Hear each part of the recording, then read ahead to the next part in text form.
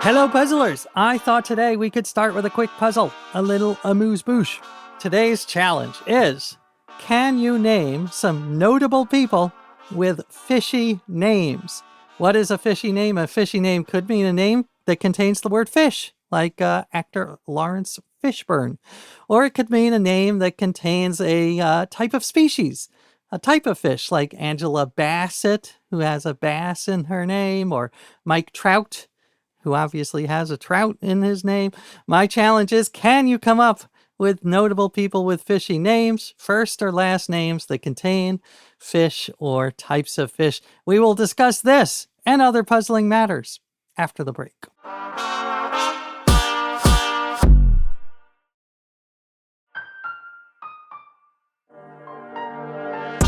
Hey folks, welcome back to the Hello Puzzlers podcast, the gruff but lovable patriarch in your Taylor Sheridan puzzle drama.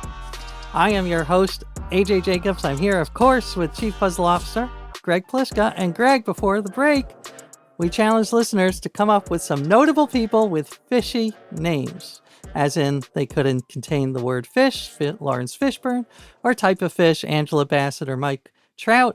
Did you have any fishy thoughts? Well, I've got a good one, I think. Soledad O'Brien. Nice. Right? Exactly. The soul in front. Soul. I love her. I wrote down Zebulon Pike. Oh, wait, he's from, who is he again? Is the guy for whom Pikes Peak is named, maybe? I don't know. All right, but I like it. Actually, or he's a character in Hitchhiker's Guide to the Galaxy. I mean, it could be anything. That's just wrote what it down. I was thinking. He sounded Hitchhiker's Also Guide-ish. possible. Terry Garr. Yeah, I had Though her. she spells it with one more R than the fish. Right, a gar is and a G-A-R. the great Salmon P. Chase. Exactly. Who is Nicely on done. the, $10,000 bill or something. Right. The first And treasurer of the United States, maybe? Something. Early one. Famous American. How many $10,000 bills do you have in your house is the question.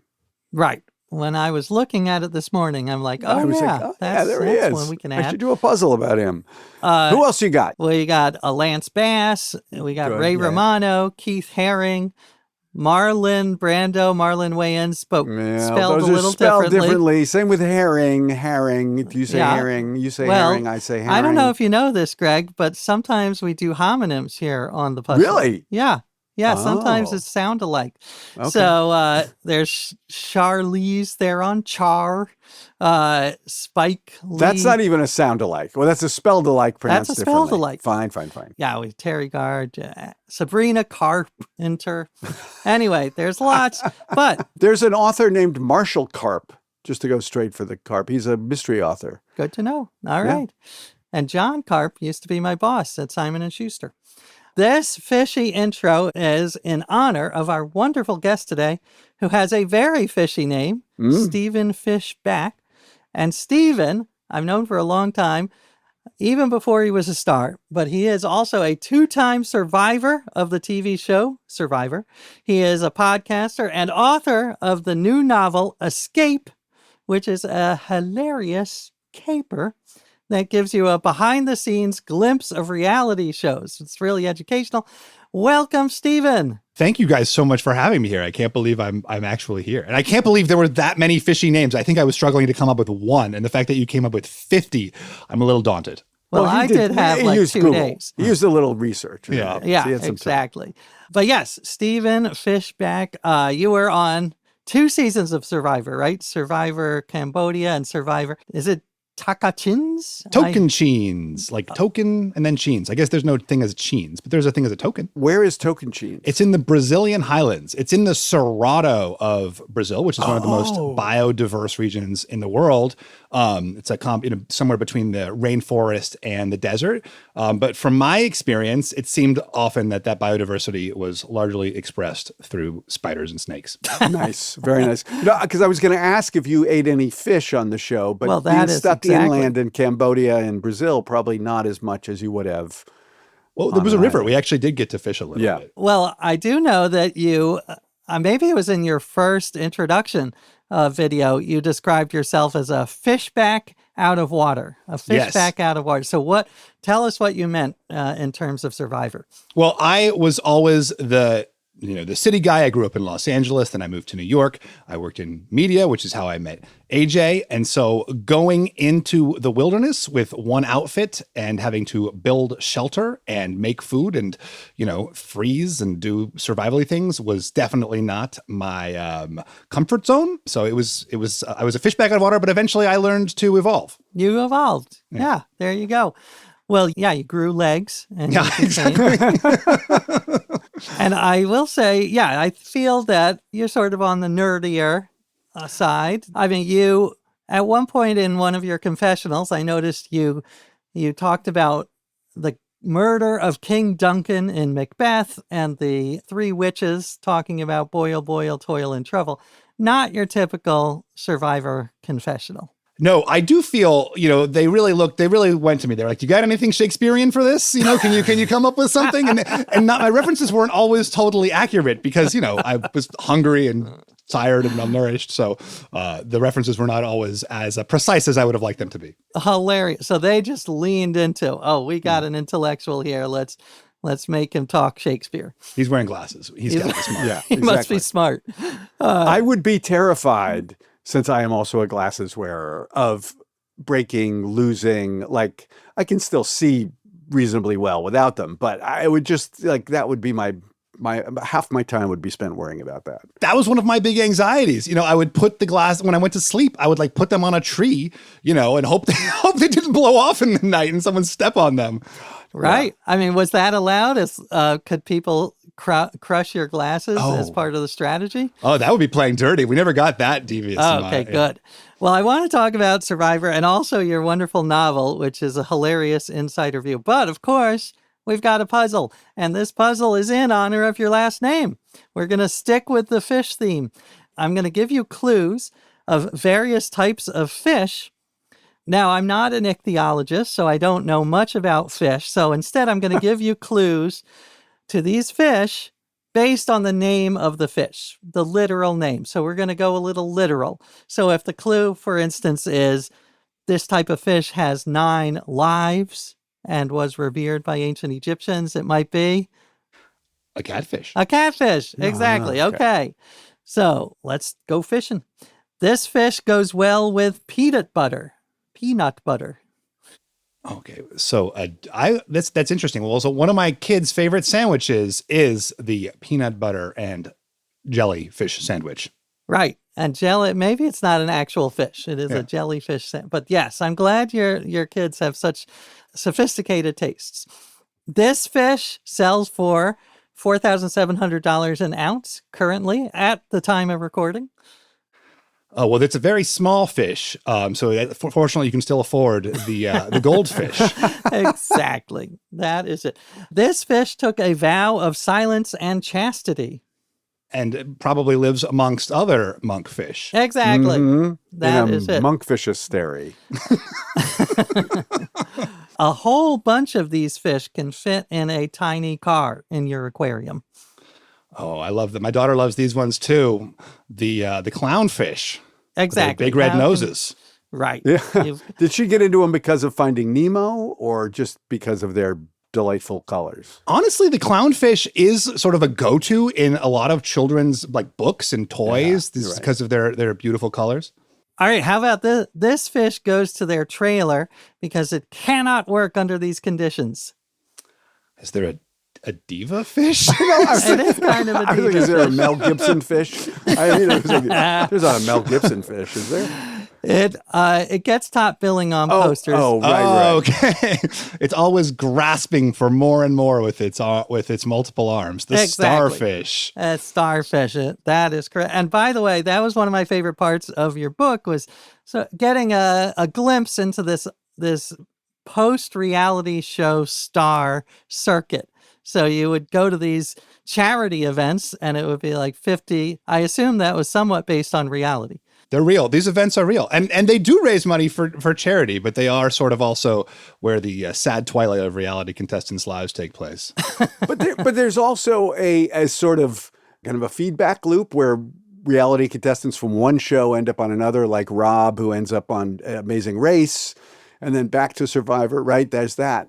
element. That's happening more and more now. I mean, when I was first on, it was a real black mark on your resume to have been on a reality show. But now you do see people going on, and making whole careers of multiple reality shows. Yeah. Which is my aspiration. The latest Amazing Race season was all Big Brother contestants. That's right. Well, you know your stuff. A little bit. Very impressive.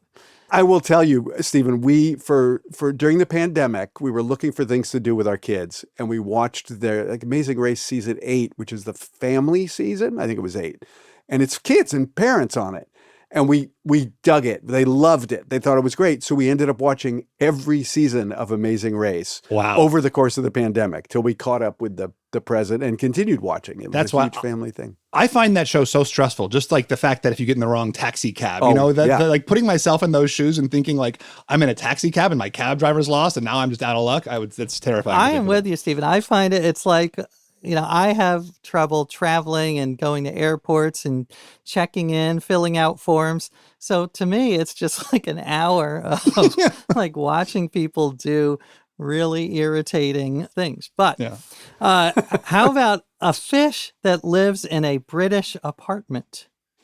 Oh, well, and you've got to be real skinny to get into some of those small apartments, the flatfish. A flatfish, that's right. By the way, I looked it up. There is a British survivor. Do you know any British survivors? I've never met. I mean, honestly, there's survivors all over the world. Yeah, there seems to be more of a kinship with the Australians for whatever reason than some of the others. But there's a Quebec survivor. There's a French survivor. I think there's a Spanish one. And isn't there I was reading there's a Swiss one that's called Expedition Robinson or something. It's sort of the Swiss Family Robinson version of Survivor. That's the original. It started as Expedition Robinson and then was sort of like, then Mark Burnett brought it to the U.S. And, I did not know that. So was it originally in the middle of a Swiss lake or they actually went and... No, I think it's still on the beach. It's fine by that. Yeah, that's where Swiss Family Robinson ended up. Yeah. Right, they ended up on the beach somewhere. Right? All right, I just got a couple more. I've got this fish hunts and eats zebrafish. Oh, not really, but the dangerous predator of the seas, the lionfish. Exactly, the lionfish. And this fish often feels melancholy. It might even sing a song about it. It could be. We could do the clownfish again. Yes. Nice. Scars of the clownfish. Dark secrets of the clown. Yeah. Well, melancholy. We sing a song about a sad fish. I'm struggling with this one. Wait a minute. I think it's a fish that's in a Dr. Seuss title too. That's true. Oh, a bluefish. Bluefish, exactly. Thank you. That's a great hint. And then finally, this one is probably not in a Dr. Seuss, but it is a fish with a cocaine problem. It has, especially in the 80s, this word. Underground Dr. Seuss. Yeah. And they get all puffed up once they hit the habit. Exactly. It's the blowfish. The blowfish. That One fish, two fish, red fish, blowfish. Yeah, maybe it is. Maybe that was the original. Well, I think you did well, Mr. Fishbach. Got them all. Yeah, you nailed it. Well, there was a little struggle with bluefish. That was a helpful hit with the. Dr. Seuss was the right hint for me. Good. Yes, you have kids, so you probably in the thick of that. All right. Well, we've got lots more to talk about. We're going to take a quick break, but we're here with the great Stephen Fishbach. So come on back.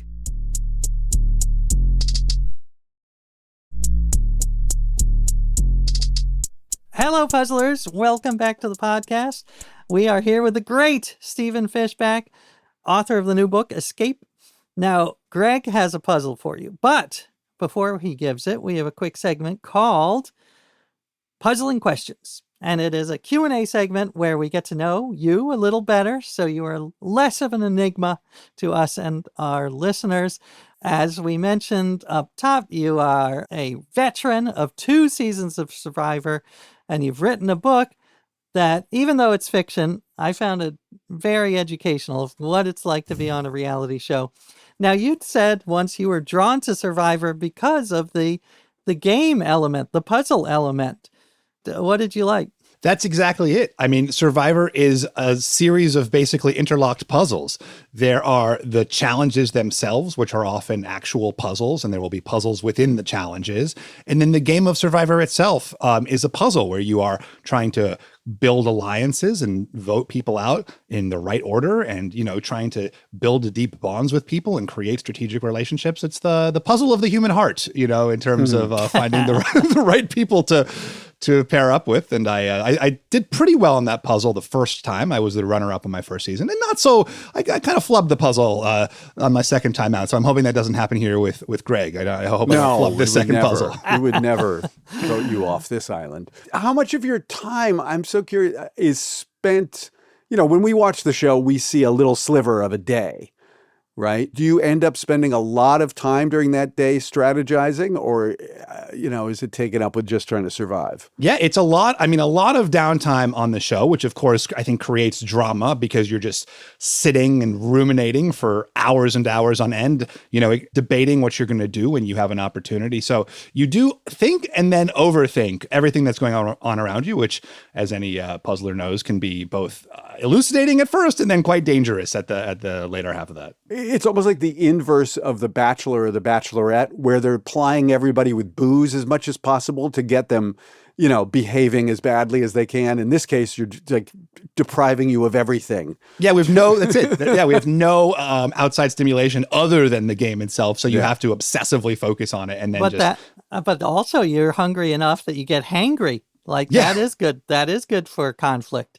You said you prepared for Hello Puzzlers by watching some game tape, and we appreciate that. Did you watch a lot of game tape before going on Survivor? Did you read survival guides? What was your prep? I did read all the survival guides. Those were useless for me because, of course, they cast someone, you know, who actually knows what they're doing, and you just follow what that guy says. But I did watch a lot of game tape of past seasons. I think you can abstractly have an idea of how you would play the game, but ultimately watching what actually happens with people and the relationships that really do develop almost in spite of reason is, I think, more useful to prepare. And we had mentioned there are actual puzzles on the show, the challenges. I watched you kick butt on the math challenge. I was so proud. Can you tell us take us through that? Yes. So challenges were not my strength overall on the show. As you mentioned, AJ, I'm a little bit nerdy. But there was one challenge that was the math and memorization challenge. You had to go through an obstacle course and remember a sequence of operations. There was plus, minus, times, and divided by. And then you had to do this obstacle course, run back, and insert those different operations into an equation. And I, going into this challenge, thought to myself, if I don't win the math challenge, what am I doing out here? Like this, I have to win this challenge. And so I ran it, and using a trick I learned in college psychology, which is that the human brain can remember, you know, I think it's 7 plus or minus 2 operations. And that's why phone numbers are, well, I guess 10 digits. I turned every one of the different operations into a number, and then I memorized it like a phone number. So plus was 1, minus was 2, times was 3, divided by was 4. So I turned it into a phone number. I remembered that phone number, and so I could basically do this in one go, just using that kind of like brain hack, whereas other people were having to run back and forth because they were trying to remember, you know, the whole sequence. Oh, that is so good. That is such a brilliant puzzler hack. So nicely done. By the way, I wanted to tell you my brush with reality shows. I was never on one, but one of my books, The Year of Living Biblically, some producers wanted to make it into a reality show. So they pitched it to me and they said, we're going to have contestants live biblically. It's going to be great. They'll grow their beard. They'll, follow all the rules. They told me to be really like intellectual was their pitch. So we'll explore what religion really means. Cut to 6 months later, we're in a pitch meeting with a network, and the producers have turned it into the Bible Olympics, where it's a bunch of bare-chested men racing down a mountain carrying stone tablets like Moses. Who can be the fastest Moses? It was crazy. And what I like about your book is we get a sense of that. Some of it is actually very real. Like you were really hungry and really sick.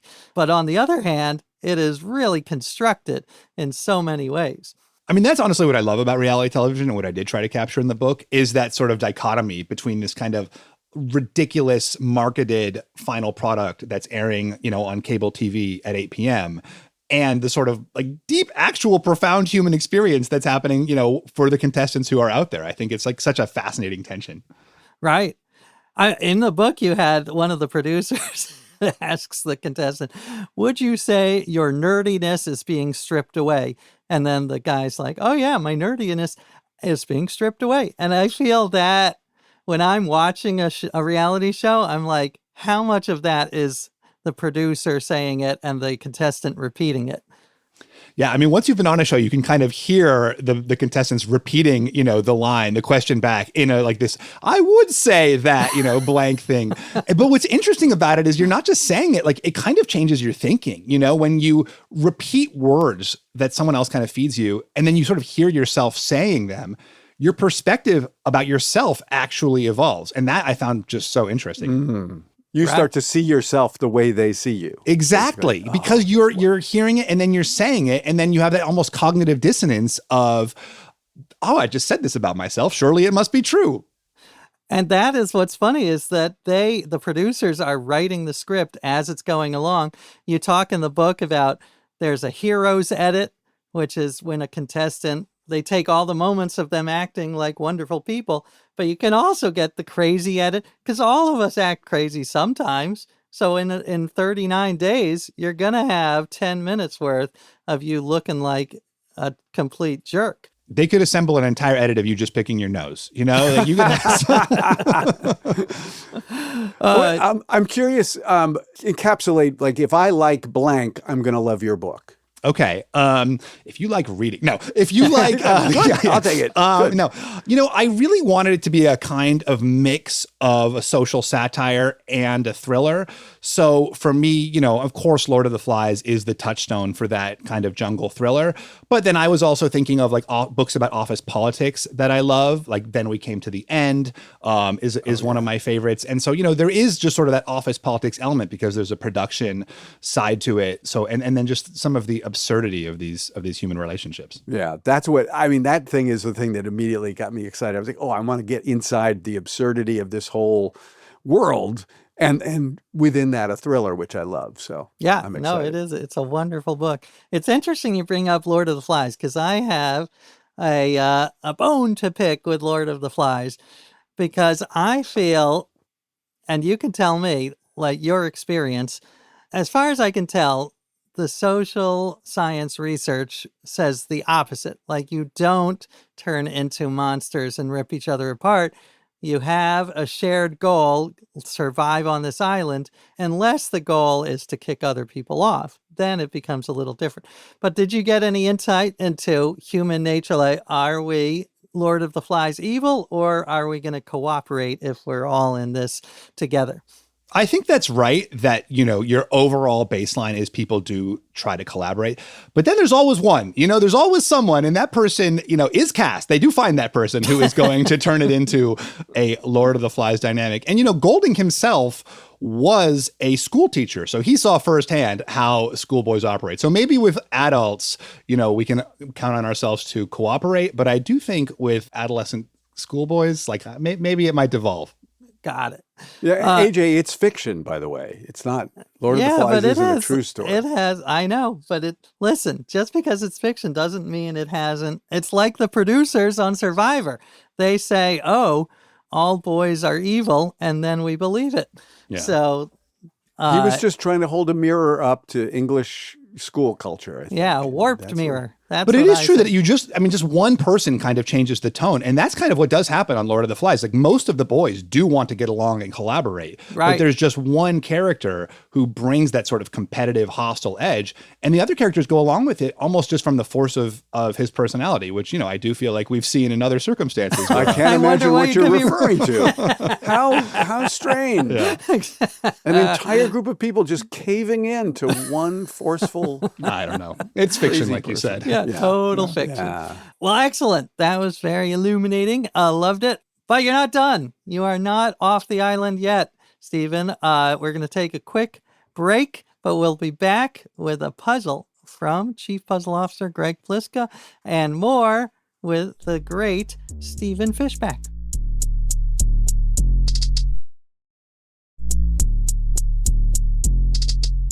Hello, puzzlers. Welcome back to the podcast.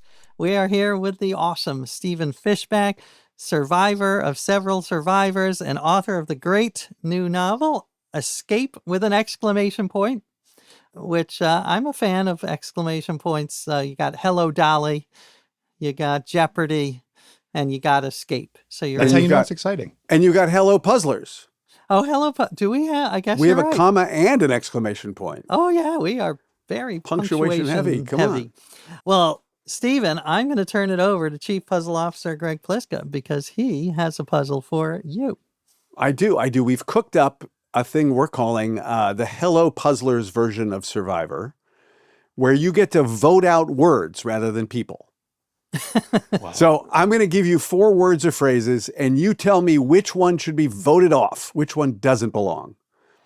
So, for example, if I said back, last, play, and wit, which one doesn't belong? Well, so this isn't just about meaning. It could also be about like It the could be construction about- of the words. it could so be, yeah, wit it could- as an I instead of the A in the other 3 Oh, words. very clever. It's also a 3-letter word, but that wasn't what I was even thinking of. Oh.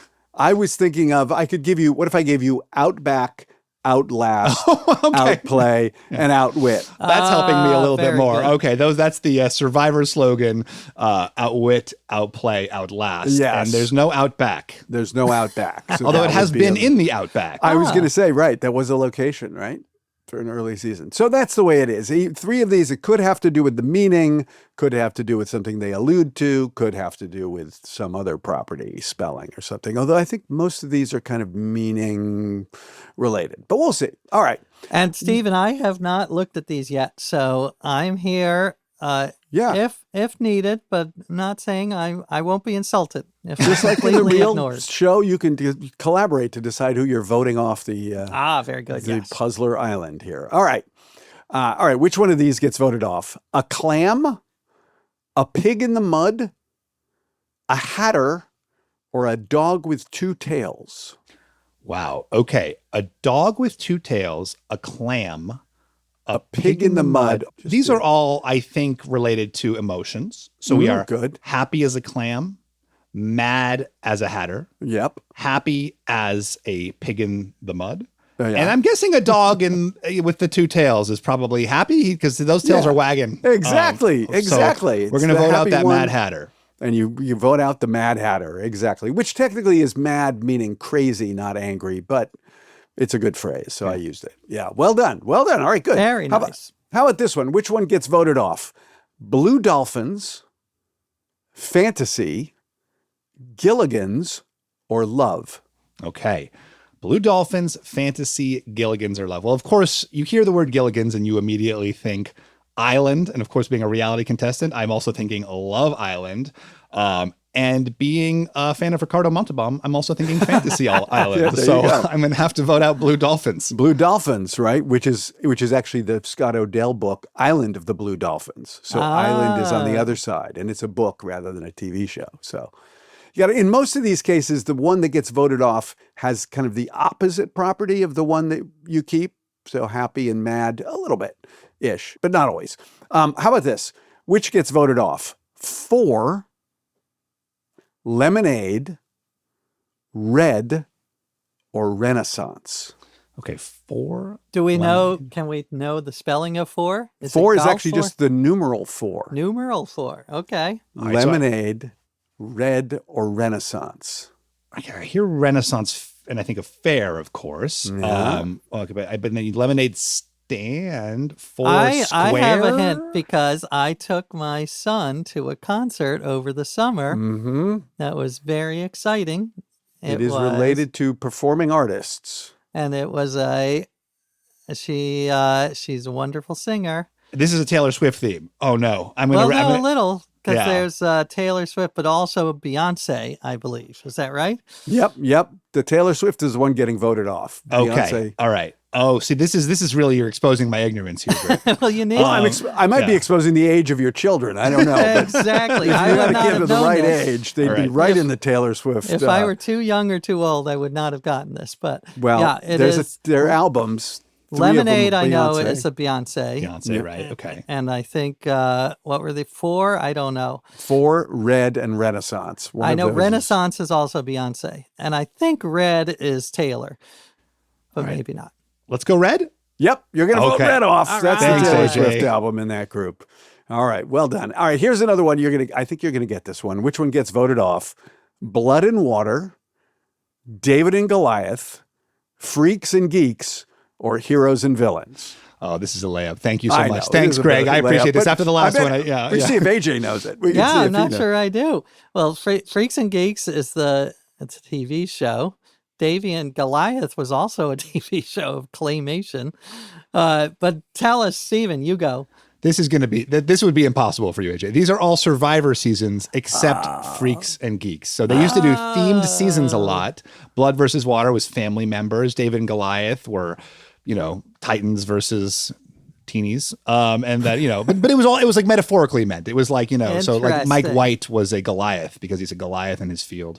And then, what was the last one you Heroes had? and Villains. Heroes and Villains, of course, Yeah. one of the great Survivor Love seasons it. of all time. Yeah. Love it. Okay. Well done. All right. Let's move away from Survivor. On this one, which gets voted off? Austin, Helena, Jackson, or Victoria? Oh, wow. Okay, so this is geography. Oh, very good. I was trying to make you think of people's names, and you just didn't get suckered into that at all. Well, I mean, of course, like you said Austin. I was like Austin Powers, Helena Bonham Carter, and so, but Jackson and Victoria. Yeah, and then I was like Jackson could be Jackson Pollock, could be a painting thing themed. Then I was thinking Victoria Jackson, the great SNL. I don't know, is she great? She was the SNL performer. And then so I am. But this is a weakness of mine too. I shouldn't be exposing all these weaknesses. So Austin's a capital. Is that where we're going here? Yeah, you're on the right track. All right. Helena is a capital, right? They're all capitals. Yeah. Oh, I thought one was not. Oh, okay. Well, what kind of capital maybe is the question. Oh, wow. Wait, so what was it again? Austin, Oh, right. Okay. Helena, Jackson, and Victoria. I'm going to go Victoria. Is that wrong? Yeah. Okay. Yeah. Can you help me with why? Yeah, exactly. Well, Victoria is the capital of the Seychelles. Oh, and the rest are state capitals The in rest the are United state States. capitals. Okay. Yeah. It actually is the capital of British Columbia. That's right. It's There also you go. that. So 3 state capitals, 1 provincial capital. Very good. Very good.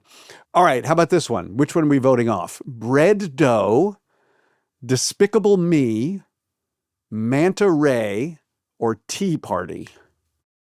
Bread dough. Bread dough is one clue. Bread dough. Yeah, that's one. Bread Dough, Bread dough. It's Despicable Me, DM. Okay. Manta Ray, and Tea Party. Yeah, I'm not getting it. Hold on. Dough. Okay. I mean, I'm thinking it may have something to do with the initials. Like bread dough is BD. I like that. Is DM. Yeah, it's not relevant here, but it's a good way to look at it. It's a good, wrong, but no, it's like a good way of thinking thinking about about it. it. That's right. You got to think. All right. Despicable Me has minions. Do Manta Rays have minions? I don't think so. Manta Ray is a villain in Wow. DC In the- universe, I in the think. I don't think DC that's where you're universe, going. I don't yeah. think Bread Dough's a villain. No, it's actually not related to the meanings of these phrases. Aha. All right. Okay. It's more related to sound. Bread. Oh, interesting. Dough, Okay. Despicable Me, Manta Ray, Tea Oh, Party. that was helpful. He was stressing one still. I didn't get it until just now. He was, yeah, because I've got, okay. Bread, dough, Despicable Me, dough, Ray, me. And so it would be Tea Party, right? There's no T in do, re, mi, fa, so, la, ti. Well, the T is at there's the a T. beginning. Yeah. instead of It's at the right. end. The wrong That's the place. trick. Yeah. Very well done. Very well done. All right, we'll do 2 more. How about, which one gets voted off? Hawaii, Marquesas, Sicily, or Thailand? Well, these are 3 of those are islands. Thailand, I don't think is an island, right? I mean, technically everything's an island. Great point. No, Thailand is We are all islands. itself not an island, Yeah. right? Yeah. No, I Or mean, it's not an island, but peninsular. so it's Hawaii, Marquesas, Sicily, and Thailand. I mean, I would probably say Thailand just because it's not an island. That's a good, I buy that reasoning. In fact, sometimes you can do these puzzles where you figure out any one of them could be voted off for different Right. reasons. I have a theory, though. But Oh, AJ's wait. got to. Oh, no, but Stephen, you go. No. I was thinking something with the eyes, but I rescinded that immediately. Well, is this back to a Survivor theme or no? The Survivor, yes, Survivor is related to this. Oh. Well, there was a Survivor in Marquesas and one in Thailand, but there was not either Sicily or Hawaii. Right. So, But there I was thought- something else that's been in Hawaii, Sicily, and Thailand. oh. Hawaii, Sicily, and Thailand. Very popular show. Is this a Love Island? No, No, it's we've not actually- a reality show. It's a fiction. Oh, fictional show. this is the White Lotus. Yes, oh my there you gosh. go. Oh, There you great. go. That's a great one. I'm sorry that I didn't get that. The That's 3 fantastic. White Lotus locations and 1 Survivor location. And that is related to Survivor because Mike White has been on Survivor. Yes. Right? The creator of White Lotus. Oh, right. Good point. Good so there point. you go. It all works. All right. Your last one. Which one do you vote off? Alcatraz, New York, The Great, or The Planet of the Apes? Okay. So I've actually this one came to me really quickly. Good. Because it's all about escape! Yes! Exclamation point. It's a course. plug for your book. Thank you so Of much. course. So, escape from Alcatraz, escape from New York, The Great Escape. So it's at the end, and then escape from the Planet of the Apes. Yes, So, well I love done, that. Thank you, Stephen. Greg. Love it. Listen, That was escape has great. been so much on my brain for the past couple bet. years that this one. And also, everyone, pick up your Escape. Here, I'm going to hold it up. There it is. An Escape by Stephen Fishbach. A delightful read. Congratulations, Stephen, and congratulations on your puzzling prowess. You did great. No, thank you. This was so much fun. Thank you for you're creating the these best. puzzles and working through them with me where I struggled. Well, the struggle is part of it, right? Because from Survivor, it would not be an interesting show if everyone had a buffet. Well, thank you again, Stephen. We look forward to seeing you soon. And one other note, folks, is that we have, you might know, a Patreon, the Hello Puzzlers Patreon at patreon.com/Hello Puzzlers. We've got all sorts of cool stuff. We got chats with me and Greg, bonus episodes, exclusive puzzles, newsletters. So check us out there in the meantime. And of course, we'll see you here next time for more puzzling puzzles that will puzzle you puzzlingly.